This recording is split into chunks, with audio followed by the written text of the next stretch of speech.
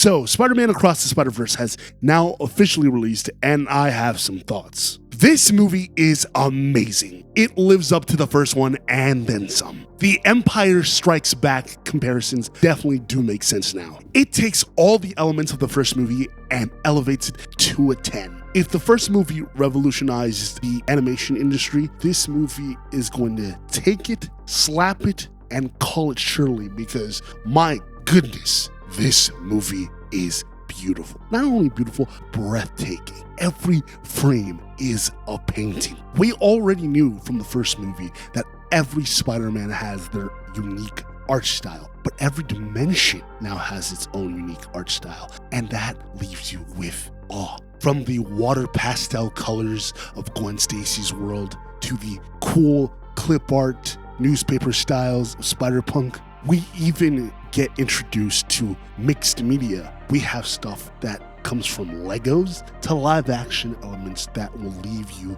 jaw dropped. The music in this movie elevates the movie to the 10th degree, and you realize how important the score is to a movie and how it enhances it tenfold. And aside from the original score, you get elements from Metro Boomin that make every scene high octane. The story finds us a year after the original movie. You have Miles doing his thing while also conflicting with his personal life and his parents and finding his place in the world. Alongside that, however, this movie pivots. If the first movie central point of view is Miles, then this movie really takes it into a completely different direction while still having Miles' story be one of the central plot points. The main focus of this movie is Gwen Stacy, and rightfully deserved, because you get to see the effects of the first movie and the power of the whole great power and responsibility archetype really affect each and every different Spider-Person,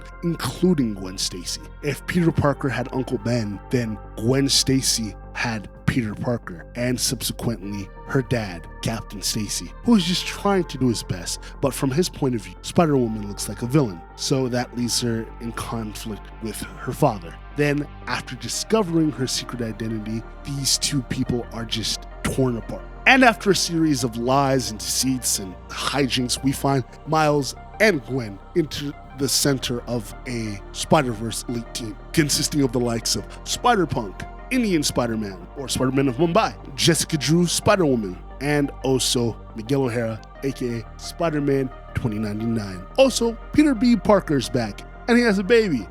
Let's go Mayday Parker. The big villain of this movie happens to be the Spot, a character that I honestly wouldn't take seriously, and the movie doesn't take seriously at first. If you know, you know. But in this movie, they really make him a really solid villain. That, coupled with the fact that Jason Schwartzman gives a very likable performance, and you really understand the gravity of the situation, because you see, the Spot happens to be a character that we kind of met in the first movie. He was the scientist that Miles threw the bagel at in the first movie, and he's also the reason why the spider from the first movie bit Miles, because you see, he brought it from another dimension, and this causes the central conflict. The Spot is now angry that he's been turned into a freak of nature and wants to get his revenge by proving himself to Miles. So he goes from universe to universe, collecting particles and spots, and eventually wants to get his revenge on Miles. That being said, because of the introduction of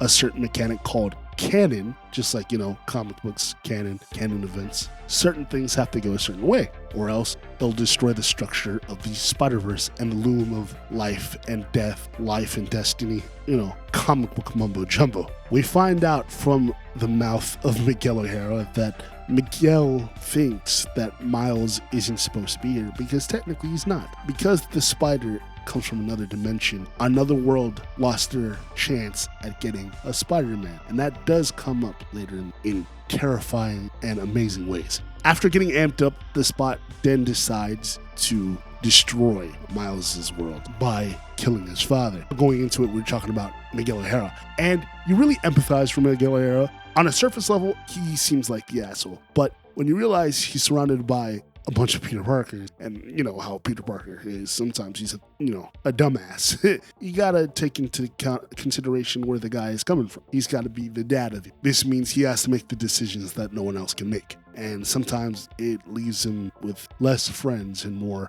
co-workers. Because of Miles' actions in the first movie, this causes him to butt Miguel. And from a certain point of view, you can see Miguel's comments towards Miles as toxic fan base who did not want Miles to be here.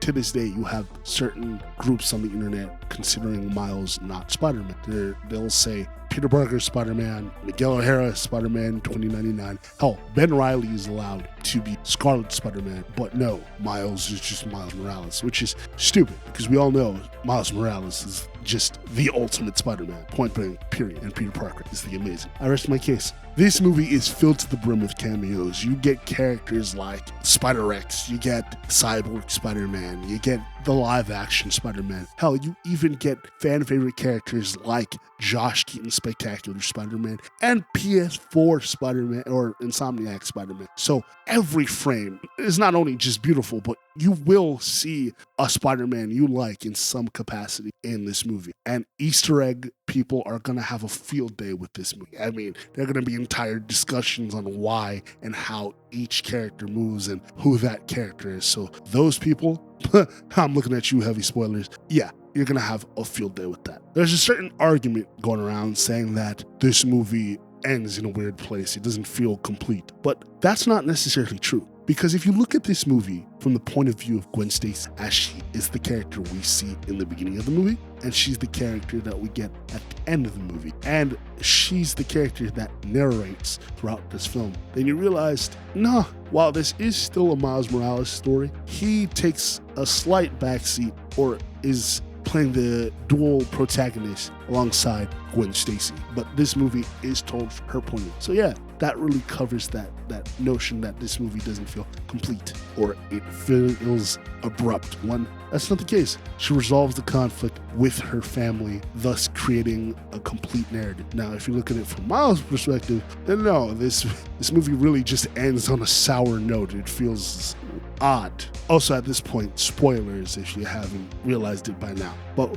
yeah, the movie ends with Miles ending up in a dimension where his spider that bit him came from. And we find out that this is a world where his father died and he never became Spider-Man, but became the Prowler alongside his Uncle Aaron. And yeah, what a crazy way to end the movie. This is definitely the I am your father moment for the Spider-Verse. And we were just left gobsmacked. Wow, this is just a really great movie altogether. I thought the pacing was good, the cameos were amazing, just the story in general is just about, if the first one is about trying to live up to a legacy, this one is about trying to find yourself and expressing that around you. It's about doing your own thing despite what anyone else would tell you. The animation is amazing, the music is amazing, the story is amazing, and the message is just fantastic. So if you haven't seen this movie yet, please, I encourage you to go watch this film. It will do gangbusters. I am not worried about the box office. And the Academy should definitely consider this as like best animated picture. If it doesn't, it's going to be a war. If you agree or disagree with anything I've said, don't forget to like, comment, and subscribe, and hit that notification bell so you know the next time we upload. And get a comment going in the comment section. I really want to hear your thoughts about it. Please let me know what you think. Is this worse? Is this better? Is this mediocre? And please explain why you think so. And again, thanks for watching. Show